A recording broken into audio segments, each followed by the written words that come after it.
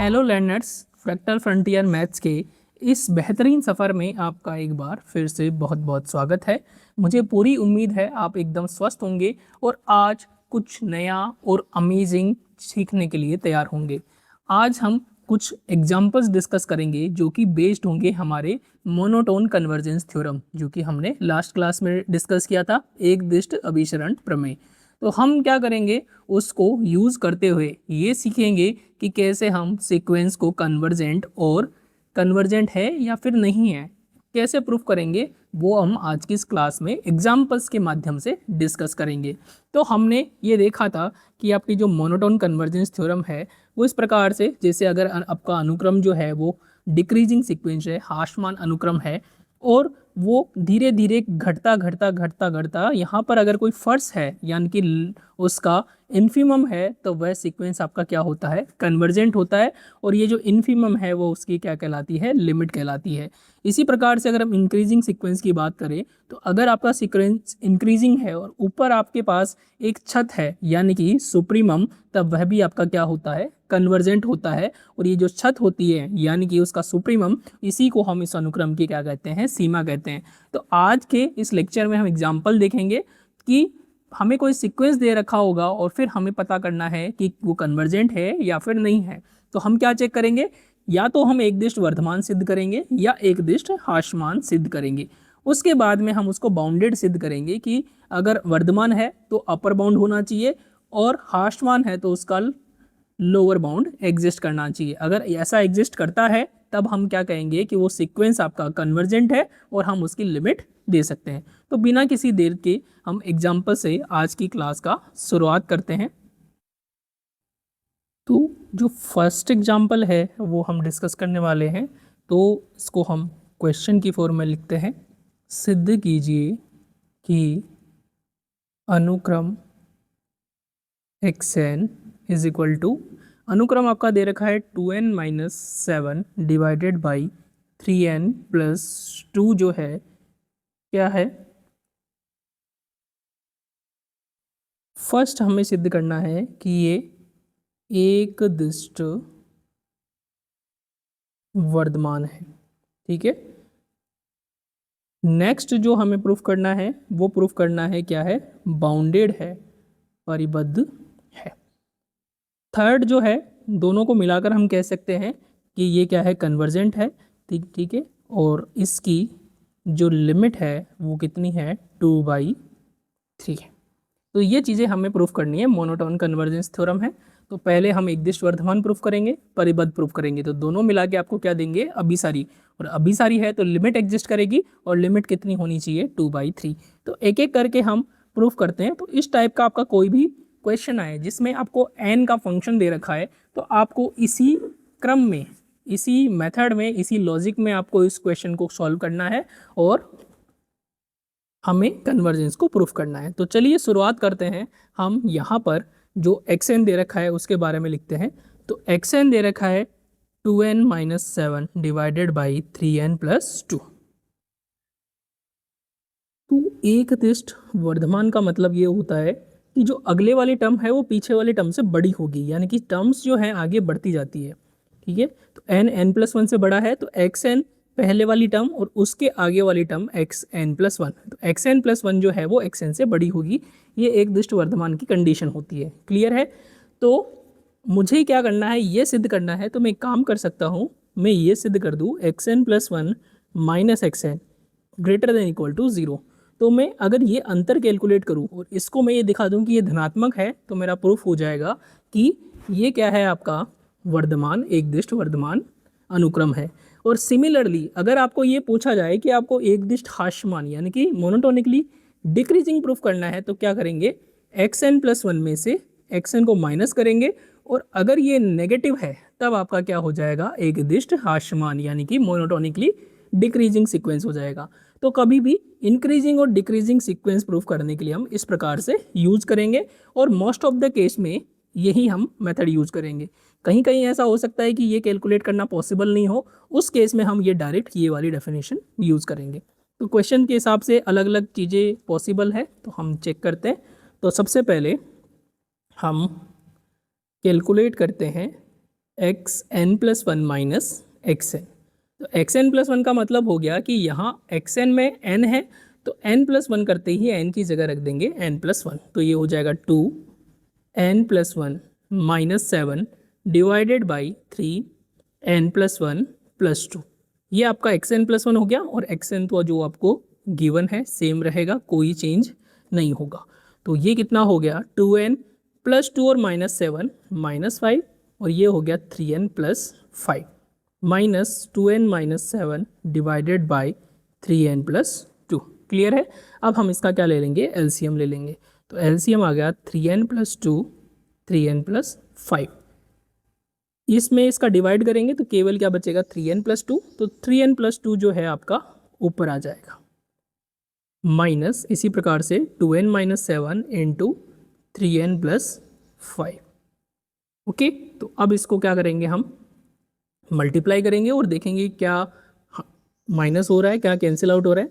तो 2n को multiply कर देते हैं पहले, तो 2n इंटू 3n कितना हो जाएगा 6n²। 2n+2 कितना हो जाएगा 4n, फिर -5 से मल्टीप्लाई करेंगे 15n - 10।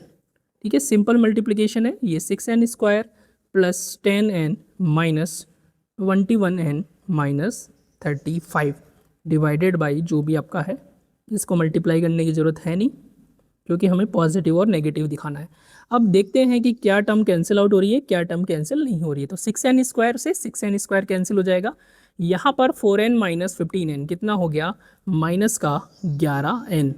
ओके, और -10।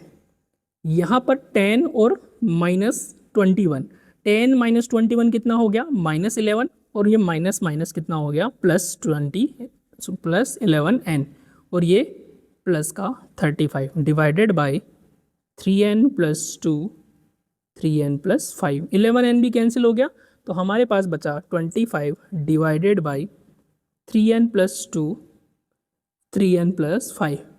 तो क्या ये जो टर्म है आपकी नेगेटिव हो सकती है, नहीं हो सकती है। क्यों, क्योंकि 25 पॉजिटिव है, क्लियर है।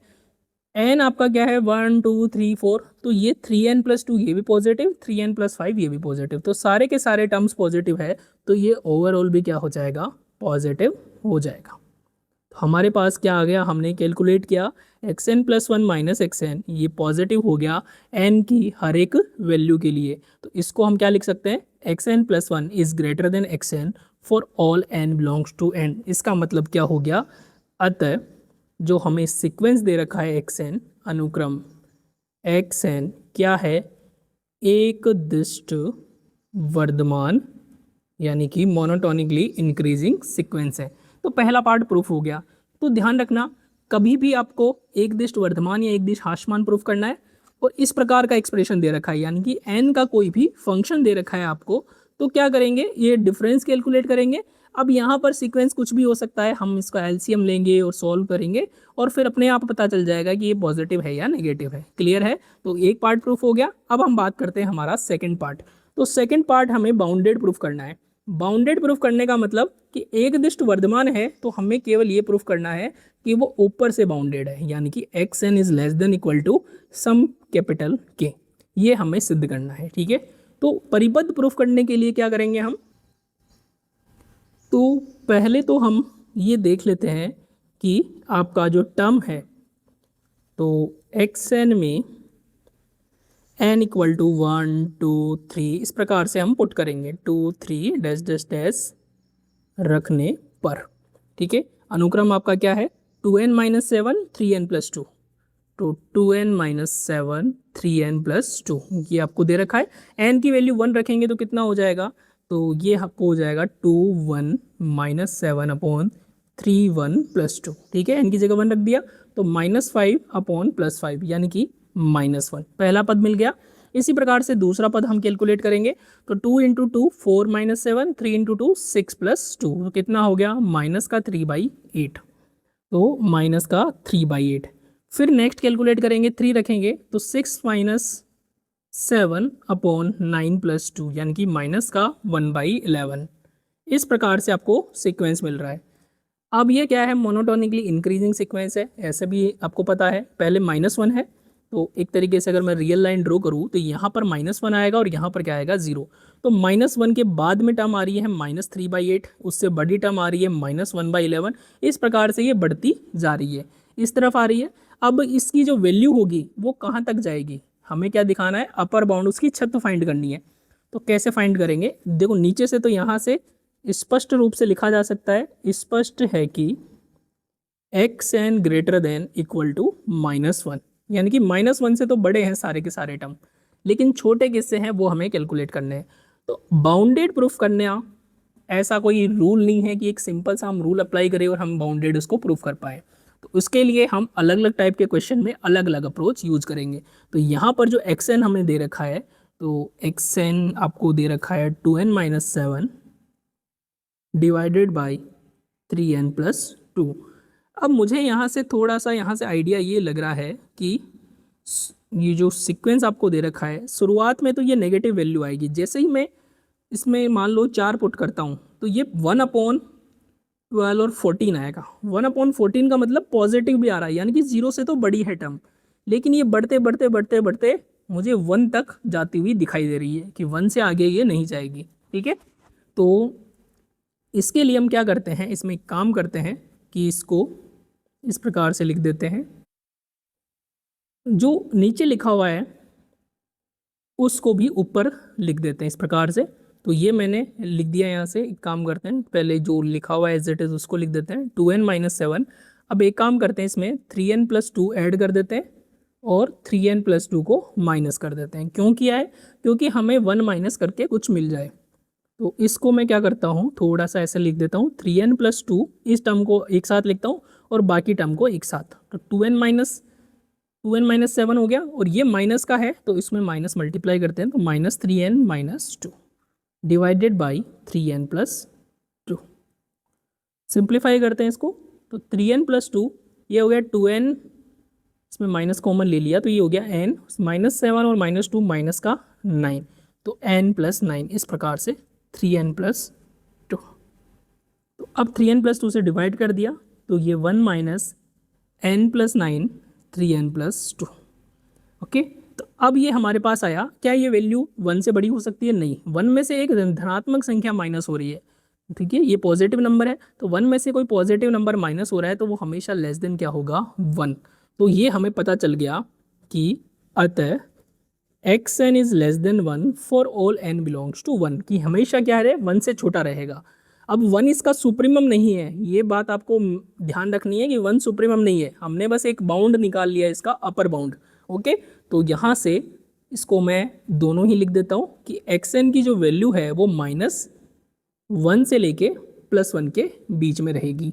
इसका मतलब हो गया कि आपका जो सीक्वेंस है वो क्या है, बाउंडेड सीक्वेंस है, परिबद्ध अनुक्रम है। तो ये दूसरा पार्ट था जो हमने प्रूफ कर दिया। ठीक है, अब तीसरा पार्ट है कि अतः दोनों तरफ से हम एक बार ये तो लिख देते हैं, अतः एक दिष्ट अभिसरण प्रमेय से जो अनुक्रम xn है एक कन्वर्जेंट सीक्वेंस है, अभिसारी अनुक्रम है। अभिसारी अनुक्रम है, तो अब हम इसके नेक्स्ट पार्ट में क्या करेंगे, लिमिट कैलकुलेट करेंगे। अब लिमिट कैलकुलेट करने के लिए या तो हम इसका इन्फिमम कैलकुलेट करें या फिर डायरेक्ट हम लिमिट कैलकुलेट कर सकते हैं। तो इस केस में तो डायरेक्ट लिमिट कैलकुलेट हो जाएगी। ठीक है, तो नाउ सी पार्ट की बात करते हैं हम, limit n tends to infinity xn। तो ये लिमिट क्या होगी, xn की वैल्यू रख देते हैं जो कि कितनी है, 2n-7 और 3n+2 ये है। तो जब भी आपके पास इस प्रकार के एक्सप्रेशन आते हैं, ऊपर भी n हो नीचे भी n हो, n में चाहे n² हो n³ हो, यानी कि n का पॉलिनोमियल फंक्शन बहुपद फलन और नीचे भी n का बहुपद फलन, तो हम इस लिमिट को कैलकुलेट करने के लिए एक काम करते हैं, ऊपर से जो n की अधिकतम पावर है उसको कॉमन ले लेंगे। तो यहाँ पर n की सिंगल पावर है तो n को कॉमन ले लिया तो क्या बचेगा, 2 - 7/n, और नीचे से भी n की अधिकतम पावर को कॉमन ले लेंगे। क्लियर है, तो अब यहाँ n से n कैंसिल हो गया और हमारे पास क्या बच गया, 2 - 7/n डिवाइडेड बाई 3 + 2/n। इससे क्या हुआ क्योंकि जब n इन्फिनिटी को अप्रोच करता है तो 1/n कहाँ जाता है, जीरो की ओर। लास्ट लेक्चर में हमने देखा था कि जब n इन्फिनिटी को जाता है तो 1/n कहाँ जाएगा, जीरो के ऊपर। तो ये भी जीरो पर जाएगा और ये भी जीरो पर जाएगा, तो हमारी लिमिट हो जाएगी 2 - 0/3 + 0 यानी कि 2/3। तो limit n tends to infinity xn जो है आपका क्या हो जाएगा, 2/3। और यही 3 पार्ट हमें क्या करने थे, प्रूफ करने थे। ऑल राइट, तो कभी भी इस प्रकार का क्वेश्चन आए कि n में आपका पोलिनोमियल फंक्शन है, बहुपद फलन है, ठीक है, तब हम ये वाला सेम प्रोसीजर अप्लाई करेंगे और सेम तरीके से आपका आंसर आने वाला है, ठीक है। अब हम एक दूसरी तरीके का एग्जाम्पल लेते हैं। तो एग्जाम्पल में क्या है, आपको दे रखा है कि पूछ रहा है कि सिद्ध कीजिए कि अनुक्रम xn एक अभिसारी अनुक्रम है, अभिसारी अनुक्रम है, जहाँ पर xn आपको क्या दे रखा है, ठीक है, बहुपद फलन तो हमने देख लिए। अब xn कुछ इस प्रकार का दे रखा है 1/n + 1 + 1/n + 2 plus and so on 1/n + n, इस प्रकार का सीक्वेंस दे रखा है, ठीक है। इसको हमें प्रूफ करना है कि ये अभिसारी अनुक्रम है। अब अभिसारी अनुक्रम प्रूफ करना है, लिमिट के लिए कुछ नहीं कहा है क्योंकि लिमिट इसकी हम इजीली नहीं निकाल सकते। इसकी लिमिट कैसे निकालेंगे वो हम आगे डिस्कस करेंगे, ओके। तो इसको कन्वर्जेंट सीक्वेंस कैसे प्रूफ करेंगे, तो वही हमारा एक दिष्ट प्रमेय यूज करेंगे, एक दिष्ट अभिसरण प्रमेय। तो क्या करेंगे, तो यहाँ पर हम या तो ये इंक्रीजिंग होना चाहिए या डिक्रीजिंग, तो हम एक काम करते हैं, ये डिफरेंस कैलकुलेट कर लेते हैं। अगर ये पॉजिटिव हुआ तो इंक्रीजिंग और नेगेटिव हुआ तो डिक्रीजिंग। तो xn + 1 - xn कैलकुलेट करेंगे। अब xn + 1 क्या होगा, यहाँ पर n की जगह हमें क्या रखना है, n + 1 रखना है। तो ये हो जाएगा n + 1 + 2 and so on 1/n की जगह n + 1 और ये n + 1। क्लियर है, कुछ नहीं किया हमने, n की जगह क्या रख दिया, n + 1 माइनस xn। xn तो आपका पहले से गिवन है तो सेम चीज़ लिखनी है, कोई चेंज नहीं करना है। तो ये हो जाएगा 1/n + n। अब इसको सिंप्लीफाई करते हैं, तो पहले जो ऊपर लिखा हुआ है उसको लिखते हैं, तो n + 2 हो जाएगा, ये n + 3 हो जाएगा। इस प्रकार एक आ जाएगा 2n, एक आ जाएगा 2n + 1 और लास्ट वाली टर्म बन जाएगी 2n + 2। तो मैंने ये लास्ट वाली टर्म को तो लिख दिया 2n + 2 और इसके जो पहले दो टर्म है वो भी मैंने लिख दिए, क्योंकि एक एक के अंतर से ये टर्म्स आपकी मूव कर रही है। माइनस इसको हम एज इट इज़ लिख लेंगे 1/n + 1 1/n + 2, इस प्रकार से 1/n + n यानी कि 2n। ओके, तो यहाँ से हमें क्या मिल जाएगा, अब ये जो वाली इतनी टर्म है और ये इतनी टर्म आपस में क्या हो जाएगी, कैंसिल, क्योंकि कॉमन आ रही है, सेम सेम टर्म है। यहाँ से पहले ब्रैकेट से केवल ये दो टर्म बचेगी और यहाँ से केवल ये टर्म हमारे पास बचेगी। तो 1/2n + 1 + 1/2n + 2 - 1/n + 1 ये हो गया हमारे पास। तो कैसे इसको देखेंगे, तो इसको मैं थोड़ा सा सिंप्लीफाई कर देता हूँ। यहाँ से मैं 1/2 कॉमन लूँगा तो ये बचेगा 1n + 1 माइनस 1/n + 1, ये हो गया 1/2n + 1 प्लस 1/2, ये 1/n + 1 को अगर मैं कॉमन लूँ तो यहाँ से बचेगा 1/2 - 1 और 1/2 - 1 होता है माइनस का 1/2, तो ये हो जाएगा -1 वापस 2 से मल्टीप्लाई कर देता हूँ तो ये बन जाएगा। अब क्या करना है, एलसीएम ले लेते हैं। तो 2n + 1 और 2n + 2 को एलसीएम, तो ये बनेगा 2n + 2 माइनस 2n + 1। 2n से 2n कैंसिल हो गया और हमारे पास जो फाइनल रिजल्ट है वो आ गया 1/2n + 1 2n + 2।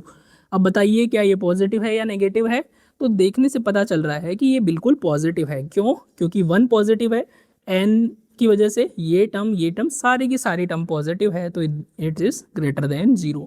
तो हमने क्या किया, हमने कैलकुलेट किया xn + 1 - xn और ये क्या आ गया आपका पॉजिटिव। और जब भी ये चीज़ होती है इसका मतलब क्या हो गया कि जो अनुक्रम है xn एक दिष्ट क्या है, वर्धमान अनुक्रम है, मोनोटोनिक इंक्रीजिंग सीक्वेंस है। ओके, तो इस प्रकार से हमने ये सिद्ध कर दिया कि ये एक दिष्ट वर्धमान अनुक्रम है। अब बात करते हैं कि हम इसको क्या दिखाना है, बाउंडेड दिखाना है। तो बाउंडेड किस प्रकार से दिखाएंगे। तो नाउ ये जो आपके पास एक्सएन दे रखा है 1/n+1, 1/n+2, ऐसे करके 1/n+n। अगर मैं 1/n+1 की जगह 1/n रख दूँ तब क्या होगा? तो पहले तो मैं यहाँ से इसको एक काम करता हूँ, पहले आपको एक्सप्लेन कर देता हूँ कि आपका n+1 जो है वो ग्रेटर देन क्या होगा? n होगा, हमेशा n+1 बड़ा होगा। तो इसका मतलब क्या होगा? 1/n+1 is less then 1/n। जैसे ही 1 करते हैं, भाग देते हैं, आपका ग्रेटर देन किस में चेंज हो जाता है? लेस देन में चेंज हो जाता है। इसी प्रकार मैं n में कुछ भी ऐड करूँ 1/n+ के, वो हमेशा लेस देन होगा 1/n से, for all k belongs to natural number.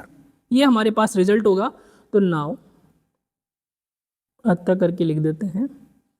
तो हमारे पास जो xn है, xn क्या था? 1/n+1, 1/n+2, इस प्रकार से लास्ट तक 1/n+1। अब मैं क्या करता हूँ कि 1/n+1 की जगह रख देता हूँ 1/n।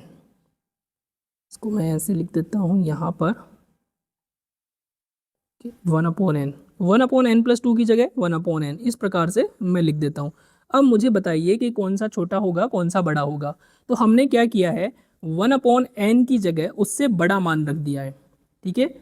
तो इसकी जगह इससे बड़ा मान, इसकी जगह इससे बड़ा मान। तो हमने जो था, हमारा जो पलड़ा था पहले तराजू इस प्रकार का था, ठीक है, बिल्कुल दोनों बराबर हैं, ठीक है। अब हमने क्या किया? इसकी जगह इससे बड़ा मान रख दिया। तो जैसे ही बड़ा मान रखेंगे तो ये तराजू ऊपर हो जाएगा और ये तराजू नीचे। तो ये वाली टर्म जो है वो क्या बन जाएगी? बड़ी बन जाएगी। क्लियर है सबको? ओके। तो हमारे पास क्या आ गया? ये जो xn है इज लेस देन, अब ये 1/n कितनी बार आ रहा है? 1/n n बार आ रहा है। क्यों? 1 2 अप टू n। तो ये n बार आ रहा है, तो इसको क्या लिख सकते हैं? n/n। तो xn is less than 1 for all n belongs to n, ठीक है।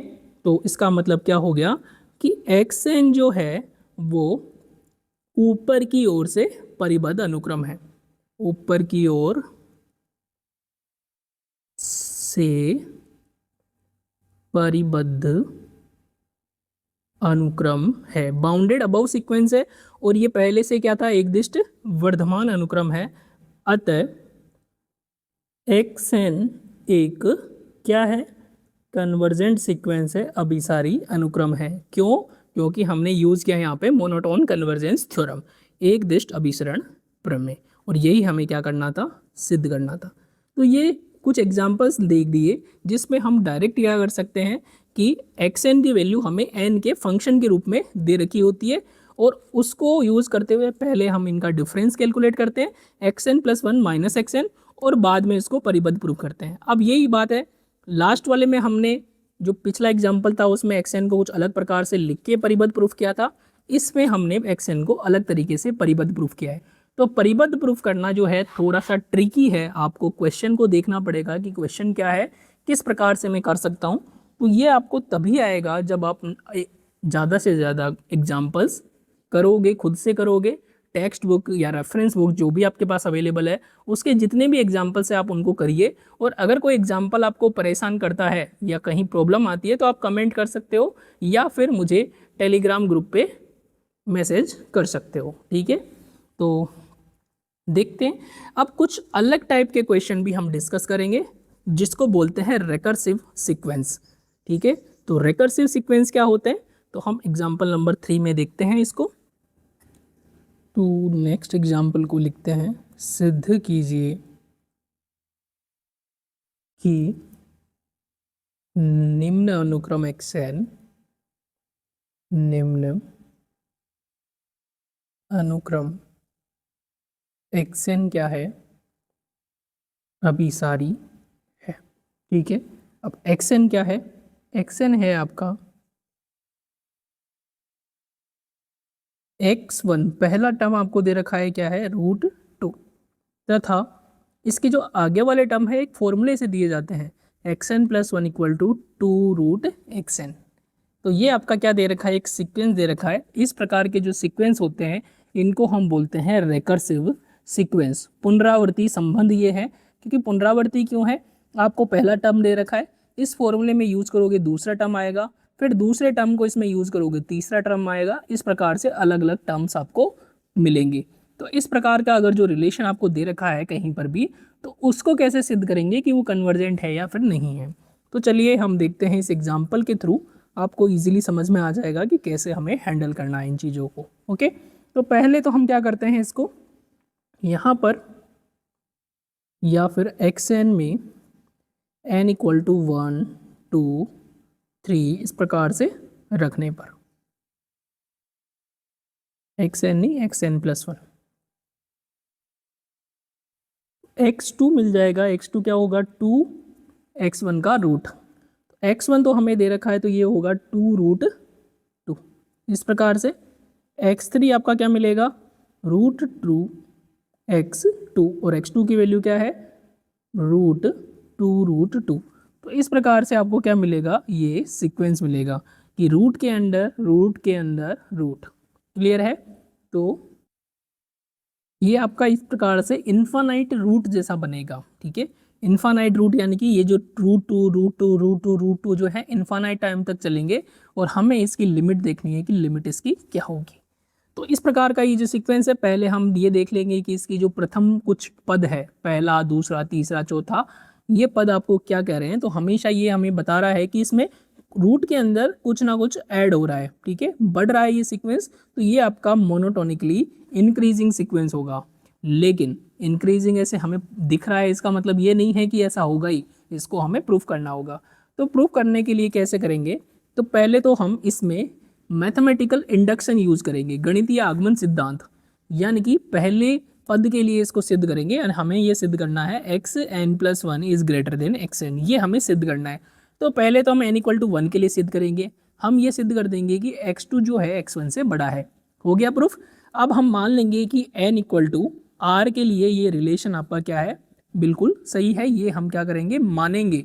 और फिर हम n+1 के लिए या r+1 के लिए सिद्ध करेंगे। तो n की जगह हम r+1 रखेंगे, तो r+2 is greater then xr+1। तो ये हमें सिद्ध करना है।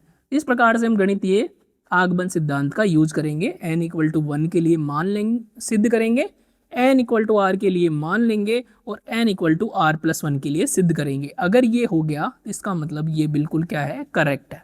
ठीक है, छोटी क्लासेज में आपने अच्छे से पढ़ रखा होगा गणितीय आगमन सिद्धांत क्या होता है। अगर आपको गणितीय आगमन सिद्धांत के बारे में डिटेल में जानना है और कैसे प्रूफ किया जाता है, तो कमेंट में ज़रूर कीजिए, मैं उस पर एक डेडिकेटेड वीडियो, एक फुल लेंथ लेक्चर बना दूंगा। ठीक है, अभी हम इसको प्रूफ करते हैं गणितीय आगमन सिद्धांत से। तो देखते हैं, तो यहाँ पर या फिर हम डायरेक्ट प्रूफ कर देते हैं। आपका जो रूट 2 है वो क्या होगा, 1 से बड़ा होगा। ठीक है, इसको मैं 2 से मल्टीप्लाई कर देता हूँ, क्योंकि 2 पॉजिटिव नंबर है तो चिन्ह पर कोई फर्क नहीं पड़ेगा। अब मैं इसका क्या लिख सकता हूँ, पॉजिटिव रूट ले लूँगा, इज ग्रेटर देन रूट 2। तो 2 रूट 2 आपका किसके बराबर है, x2 के बराबर, और रूट 2 किसके बराबर है, x1 के बराबर। तो इसका मतलब क्या हो गया कि x2 is greater then x1। ठीक है, अब r n equal to r के लिए मान लेंगे, हम ये मान लेंगे कि xr+1 जो है वो xr से बड़ा है, ये हमने मान लिया। ठीक है, इसको हम रिलेशन नंबर 1 मान लेते हैं। अब हम r+1 के लिए देखते हैं, तो सेम रिजल्ट को मैं 2 से मल्टीप्लाई करूंगा आपका। ठीक है, तो इसको मैंने 2 से मल्टीप्लाई कर दिया और दोनों तरफ मैंने क्या ले लिया, रूट ले लिया। तो ये हो गया रूट 2 XR। तो रूट 2 XR+1 किसके बराबर हो गया, XR+2 के बराबर, और ये आपका हो गया XR+1 के बराबर। ये हो गया। तो अतः गणितीय आगमन सिद्धांत से, गणितीय आगमन सिद्धांत, प्रिंसिपल ऑफ मैथमेटिकल इंडक्शन से आपको क्या मिलेगा कि xn+1 जो है इज ग्रेटर देन xn, प्रत्येक n बिलोंग्स टू n के लिए। ठीक है, तो अतः जो अनुक्रम xn है वो क्या हो गया आपका, एक दिष्ट वर्धमान अनुक्रम है। ठीक है, ये हमने सिद्ध कर दिया। क्वेश्चन में हमें अभी सारी प्रूफ करना था, अब हम प्रूफ करेंगे इसको बाउंडेड। तो बाउंडेड कैसे प्रूफ करेंगे, बाउंडेड भी हम मैथमेटिकल इंडक्शन से प्रूफ करेंगे। तो चूंकि √2 जो होता है वो क्या होता है आपका 2 से छोटा होता है। क्लियर है? तो इसका मतलब क्या हो गया, x1 जो है वो लेस देन होगा 2 से। अब हम मान लेते हैं r के लिए, हम ये मान लेते हैं कि xr क्या है, लेस देन 2 है। xr क्या है, 2 से छोटा ही हमने मान लिया। xr+1 के लिए सिद्ध कर देंगे तो वही सेम काम करेंगे, इसको 2 से क्या कर देंगे, मल्टीप्लाई कर देंगे। तो 2 से मल्टीप्लाई करके रूट ले लेंगे, तो रूट में क्या हो जाएगा 2, क्योंकि ये टर्म्स क्या है आपकी पॉजिटिव है, तो पॉजिटिव टर्म कभी नेगेटिव नंबर से तो छोटी हो नहीं सकती। ठीक है, तो यहाँ पर हम ये मेंशन कर देंगे कि xr क्या है, पॉजिटिव, क्योंकि 4 का रूट आपका -2 भी तो होता है, लेकिन xr आपका पॉजिटिव है, इसीलिए 4 का रूट जो है +2 ही रहेगा, -2 नहीं रहेगा।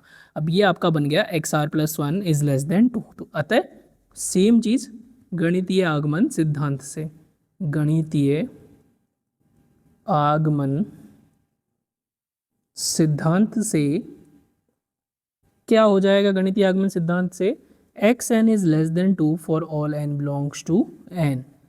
अतः xn क्या है, एक परिबद्ध अनुक्रम है, और ये मिला क्या आपका हो गया कि xn जो है एक अभिसारी अनुक्रम है, अभिसारी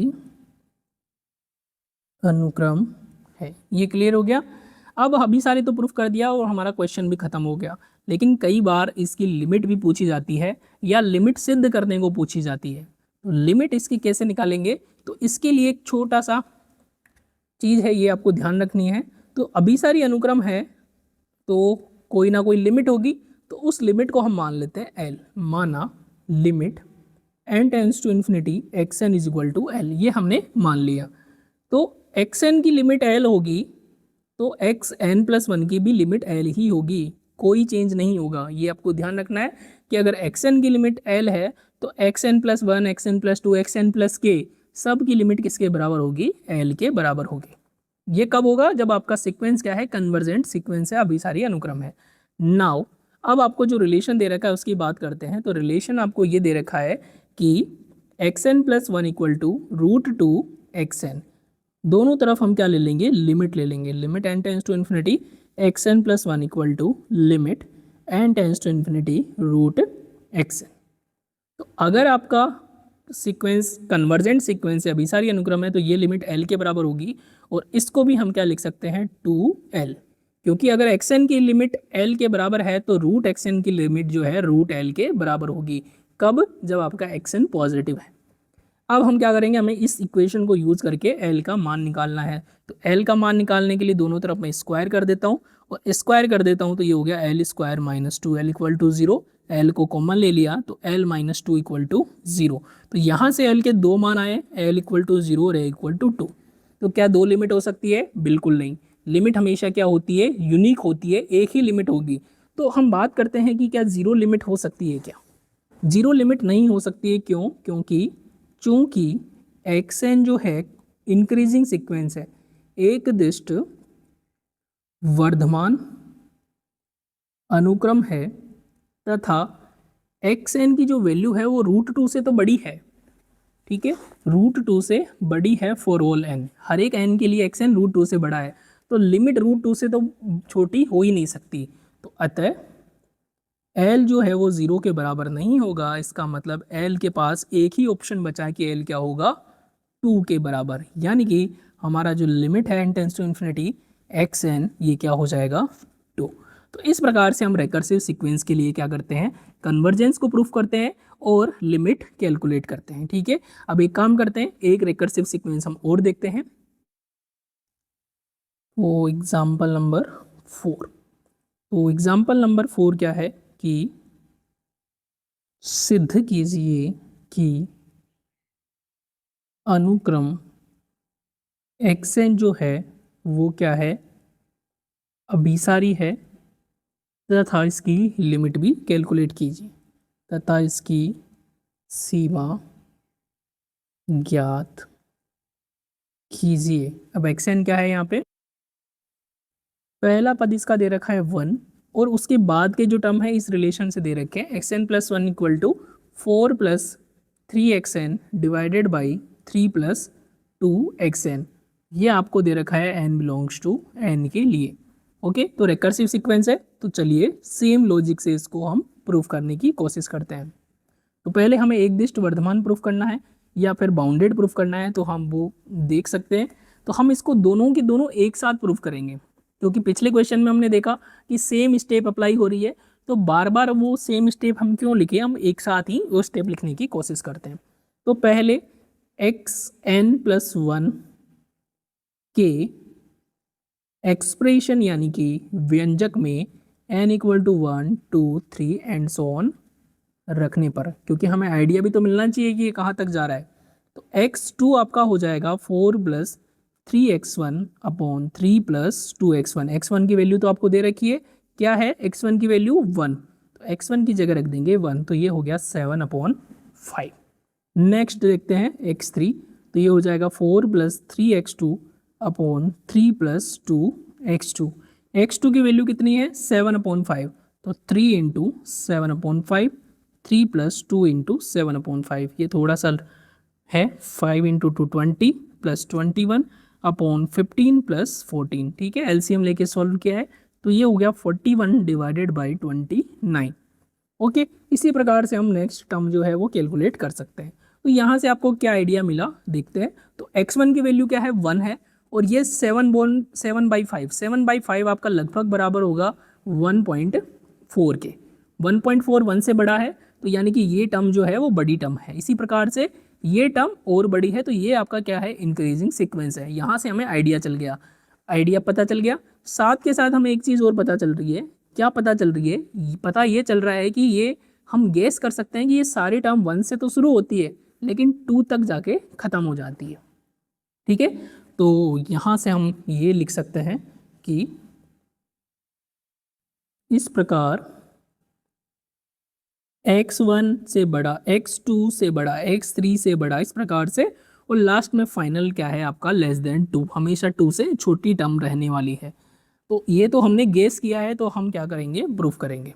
तो इसको हम मान लेते हैं, r के लिए मान लेते हैं कि r जो है लेस देन है r+1 से, और ये किससे लेस देन है 2 से लेस देन है। तो अब हमने इसको और इसको दोनों को क्या कर दिया कंबाइंड कर दिया। ठीक है, एक साथ प्रूफ करेंगे कि xr+1 जो है xr से छोटा है यानी कि इंक्रीजिंग सीक्वेंस, और ये सारे के सारे टर्म 2 से छोटी है यानी कि बाउंडेड सीक्वेंस। तो ये हमने r के लिए मान लिया, और r+1 के लिए इसको सिद्ध करना है। तो कैसे सिद्ध करेंगे, तो बात करते हैं नाउ, हम कैलकुलेट करते हैं r+1 - xr+2, ये कैलकुलेट करते हैं। तो या तो आप इस प्रकार से भी ले सकते हो, बड़ी टर्म को पहले लिख लो, कोई फर्क नहीं पड़ता है, xr+2 - xr+1 फॉर्मूले में वैल्यू रखते हैं। तो xr+2 आपका क्या हो जाएगा, यहाँ आ जाएगा r+1, तो 4 + 3 xr+1 डिवाइडेड बाई 3 + 2 xr+1, ये हो गया, minus 4 + 3xr divided by 3 + 2xr, ये हमारे पास टर्म हो गई। अब इसको आपको सॉल्व करना है, तो सॉल्व करने के लिए वही तरीका, एलसीएम ले लेते हैं, 3 + 2xr divided by into 3 + 2xr+1। Okay, अब एलसीएम लेते हैं, तो ये हो जाएगा 4 + 3xr+1 into 3 + 2xr minus 4 + 3xr into 3 + 2xr+1, ये हो गया। अब इसको सॉल्व कर लेते हैं, तो ये हो गया 4 × 3 12 + 8 xr+9 xr+1 + 6 xr+1, ये पहला टर्म हो गया। इसी प्रकार से दूसरे ब्रैकेट को मल्टीप्लाई करते हैं, तो 12 प्लस ये हो जाएगा 6 की 8 xr+1 प्लस ये हो गया आपका 9xr + 6xr+1, ये ब्रैकेट में है, ये थोड़ा सा आपको ध्यान रखना है। और नीचे आ गया 3 + 2xr डिवाइडेड बाय ये सेम टर्म। अब 12 से 12 कैंसिल हो गया, 6 से 6 कैंसिल हो गया, यहाँ से 8xr आ रहा है, यहाँ से 9xr आ रहा है, यहाँ से 9xr+1 और 8xr+1, तो ये बनेगा xr+1 minus xr divided by 3 + 2xr 3 + 2xr+1। Okay, तो नीचे वाला टर्म का तो मतलब ही नहीं है क्योंकि xr पॉजिटिव है, तो ये नीचे वाली टर्म हमेशा पॉजिटिव रहेगी। अब हमारा जो डिफरेंस है वो पॉजिटिव और नेगेटिव कब रहेगा, इस डिफरेंस के अकॉर्डिंग। तो ये डिफरेंस हमने पहले से पता कर रखा है, तो यहाँ से 1 से, तो चूंकि 1 से हमें क्या मिलता है, x r is less than x r plus 1, यानी कि x r plus 1 minus x r क्या है आपका पॉजिटिव है, तो ये वाला अंतर भी पॉजिटिव है और नीचे वाला भी पॉजिटिव है। इसका मतलब क्या हो गया, x r plus 2 minus x r plus 1 ये भी क्या रहेगा, पॉजिटिव रहेगा। और ये पॉजिटिव रहेगा तो आपका क्या मिल गया कि ये मिल गया हमें कि एक्स एन क्या है, या फिर हम इसको गणितीय आगमन सिद्धांत से, तो अतः गणितीय आगमन सिद्धांत से x n plus 1 is minus x n is positive, या फिर हम इसको ऐसे लिख सकते हैं x n plus 1 is greater than x n for all n belongs to n. Clear है? तो इसका मतलब ये हो गया कि आपका एक्स एन जो है क्या है, एक दिष्ट वर्धमान अनुक्रम, मोनोटोनिकली इंक्रीजिंग सीक्वेंस है। ये एक चीज तो प्रूफ होगी। अब बाउंडेड भी साथ साथ प्रूफ करना है, तो नाउ आर प्लस 1 के लिए प्रूफ करना है तो हम आर प्लस 2 करेंगे। X r plus 2 equal to क्या हो जाएगा आपका, ये हो जाएगा 4 + 3 x r plus 1 upon 3 + 2 x r plus 1, ये हमारे पास आ गया। अब इसको थोड़ा सा हम मैनिपुलेशन करते हैं। किस प्रकार से करेंगे मैनिपुलेशन इसका, तो इसमें से हम 2 को माइनस कर देते हैं। ठीक है, किस प्रकार से माइनस करेंगे, हम इस प्रकार से लिखेंगे एक्स आर प्लस 2 माइनस 2, तो ये हो जाएगा 4 + 3 x r plus 1 divided by 3 + 2 x r plus 1 minus 2। LCM ले लेंगे तो ये हो गया 4 + 3 x r plus 1 minus 2 into 3 + 2 x r plus 1 divided by 3 + 2 x r plus 1। Solve करते हैं तो ये हो जाएगा आपका 4 + 3 x r plus 1 minus 6 minus 4 x r plus 1 divided by 3 + 2 x r plus 1 equal to आपका क्या हो जाएगा, ये 3 - 4 तो minus x r plus 1 minus 2, okay, divided by 3 + 2 x r plus 1। तो ये वाला जो टर्म है minus x r plus 1 plus 2 upon 3 + 2 x r plus 1, ये क्या हो गया नेगेटिव, क्योंकि अंदर वाला ये पॉजिटिव, ये पॉजिटिव, तो फाइनली क्या हो गया नेगेटिव। तो x r plus 2 minus 2 negative हो गया, हमारे पास क्या आ गया, x r plus 2 is less than 2। अतः गणितीय आगमन सिद्धांत से, गणितीय आगमन सिद्धांत से, या फिर डायरेक्ट भी है, यहाँ पर गणितीय आगमन सिद्धांत की वैसे ज़रूरत नहीं है, तो एक्स एन क्या होगा, less than 2 for all n belongs to n. इसका मतलब क्या हो गया, हम इस प्रकार से लिख सकते हैं कि एक्स एन की जो वैल्यू है वो 1 से 2 के बीच में है। तो इसको हम कंक्लूड कर सकते हैं कि एक्स एन एक परिबद्ध अनुक्रम है, बाउंडेड सीक्वेंस है, और अतः एक दिष्ट अभिसरण प्रमेय से, एक दिष्ट अभिसरण प्रमेय से सीक्वेंस एक्स एन एक कन्वर्जेंट अभिसारी अनुक्रम है, ये हमने प्रूफ कर दिया। अब बात करते हैं लिमिट की। तो लिमिट के लिए मान लेते हैं, माना limit n tends to infinity x n जो है वो l के बराबर है। तो वही बात कि अगर एक्स एन की लिमिट n के बराबर है, l के बराबर है, तो एक्स एन प्लस 1 भी किसके बराबर होगा, l के बराबर। यानी कि limit n tends to infinity x n plus 1, ये आपका क्या हो जाएगा 4 + 3 x n divided by 3 + 2 x n is equal to l। अब लिमिट ले लेते हैं, तो ये आपका भागफल वाला नियम यूज़ करेगा। जो हमने लास्ट क्लास में देखा था अलजेब्रा ऑफ लिमिट, कि अगर दो टर्म ये सीक्वेंस और ये सीक्वेंस डिवाइड में है तो लिमिट भी क्या चली जाती है, अलग अलग हो जाती है। तो ये हो जाएगा 4+3 limit xn divided by 3+2 limit xn, ये बराबर हो जाएगा l के, और ये फाइनली ये भी l है और ये भी l है।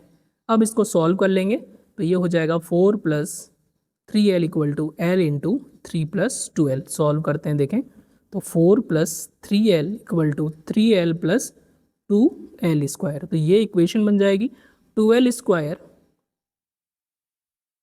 Equal to 4।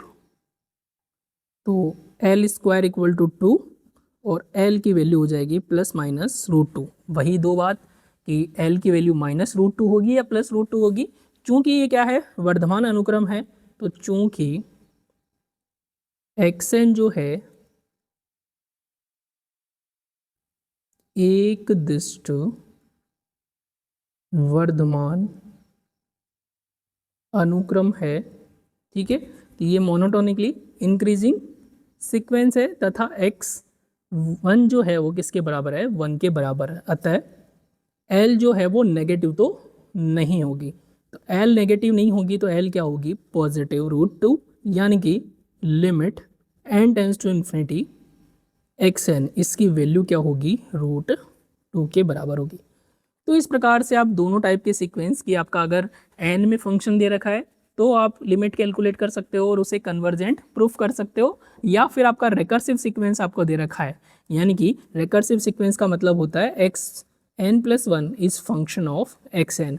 अगर इस टाइप का भी दे रखा है तो आप इजीली उसको सिद्ध कर सकते हो गणितीय आगमन सिद्धांत से कि वो एक दिष्ट वर्धमान या हास्यमान फलन है, और साथ के साथ आप प्रूफ कर सकते हो कि वो बाउंडेड है, बिल्कुल सेम टू सेम। इसके बाद साथ साथ आपको क्या करना है, और भी एग्जांपल्स जो है आपकी टेक्स्ट बुक, रेफरेंस बुक्स, जो भी आपके पास बुक अवेलेबल है, या पीडीएफ अगर आपको चाहिए तो मुझसे कांटेक्ट कर सकते हो टेलीग्राम पे, मैं आपको पीडीएफ भी अवेलेबल करवा दूंगा जो भी स्टैंडर्ड बुक्स है उसकी। तो बहुत सारे ऐसे एग्जाम्पल्स है जो आपको ट्राई करने हैं, जितना आप एग्जाम्पल्स ट्राई करोगे उतना ही मास्टरी आप हासिल कर सकते हो इस टॉपिक के ऊपर, ठीक है। तो आज के लिए इतना ही। आज का ये जो लेक्चर है इसमें हमने 4 एग्जाम्पल्स कवर किए हैं, 2 आपके n के फंक्शन के ऊपर और 2 आपके रिकर्सिव सीक्वेंस के ऊपर। नेक्स्ट जो क्लास होगी उसमें हम एक इंटरेस्टिंग टॉपिक पढ़ेंगे। अब इंटरेस्टिंग टॉपिक क्या है, एक ब्रीफली मैं आपको बता देता हूँ। तो आपके पास सीक्वेंस इस प्रकार से होता है, इसमें पद होते हैं x1, x2, x3, x4, x5 इस प्रकार से। अब मैं क्या करता हूँ, मैं इसी सीक्वेंस में से एक नया सीक्वेंस बनाता हूँ। नया सीक्वेंस कैसे बनाया, तो मेरा जो मन किया वो वाले मैंने पद उठा लिए। जैसे मैं पहला पद उठा लिया, फिर मैंने तीसरा पद उठा लिया, मैंने चौथा पद उठा लिया, फिर 5वां, फिर 8वां, इसमें से कुछ पद मैंने इसमें से निकाल लिए और एक नया सीक्वेंस नाम दे दिया yn, ठीक है। तो ये आपका y1 हो गया, ये y2, ये y3, ये y4, ये y5। इस प्रकार से जो हमारे पास एक ओरिजिनल सीक्वेंस दे रखा है उसी से अगर हम कोई नया सीक्वेंस बनाते हैं तो उसे बोलते हैं सब सीक्वेंस, यानी कि उपानुक्रम। तो हम एक सीक्वेंस से नए नए सीक्वेंस कैसे बना सकते हैं वो नेक्स्ट क्लास में डिस्कस करेंगे। तो इंटरेस्टिंग टॉपिक होने वाला है कि किसी भी सीक्वेंस का सब सीक्वेंस क्या होता है और सब सीक्वेंस का कन्वर्जेंस क्या होता है, किस प्रकार से हम उसका कन्वर्जेंस देखते हैं, तो ये सब हम नेक्स्ट क्लास में डिस्कस करेंगे। तो ये आज के लिए इतना ही। आप सब प्रैक्टिस करते रहिए और खुद पर विश्वास बनाए रखिए। मिलते हैं अगले लेक्चर में। Till then keep learning, keep exploring. Thank you so much for watching.